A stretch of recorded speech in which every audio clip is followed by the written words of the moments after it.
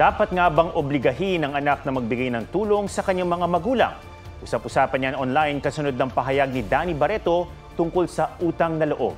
May report si Darlene Kai.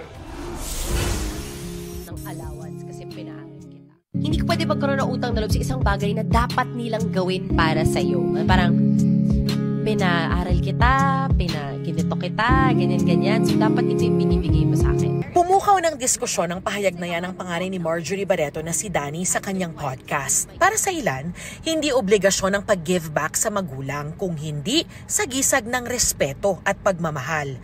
Hirit naman ng isang netizen, choice ng anak ang pagtulong sa magulang. Gaya niyang nagkusang tumulong at hindi pinilit ng ina na magbigay. Nag-post si Danny sa kanyang Facebook page. Di raw niya kailanman sinabi na huwag tumanaw ng utang na loob sa mga magulang. Ang opinion ko po is that giving back should be voluntary, not obligatory. You wanna give back because out of love, hindi dahil sinumbat nila sa'yo lahat. Hindi dahil sinumbat nila yung buong childhood mo o yung buong pagkatao mo. Ayon sa sociologist na si Dr. Gerald Abergos, matandang kultura na ng Pilipino ang utang na loob at pamilya muna bago ang iba. Sa modern times natin, most parents ay hindi naman kinocompel ang kanilang mga anak na kailangan tumulong sa kanila. That would also depend kung nasa ang level tayo ng estado ng pamumuhay. Kung nasa middle class ang pamilya, naiintindihan ng magulang na kailangan munang paunlarin ng kanilang mga anak ang sarili bago sila tumulong.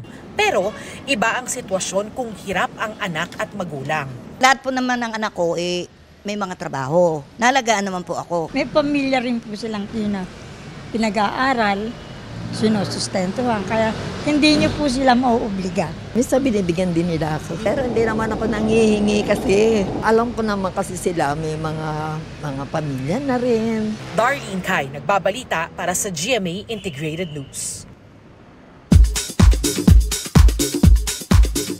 Cassie Legaspi, kinumpirmang mag-best friends lang sila ni Darren Espanto. It's so hard to explain what we have, pero best friends talaga kami. Alden Richards at Catherine Bernardo muling naspatan together sa housewarming party ni Catherine. Upcoming episodes ng Abot Kamay na Pangarap. Mala-COVID lockdown daw ang datingan at may bagong aabangang karakter. Nasa ospital po ulit kami at meron pong outbreak. Hindi naman ako bilang kawan niyo. Makulay na buhay ni Taylor Swift. Tampok sa Magpakailanman episode bukas.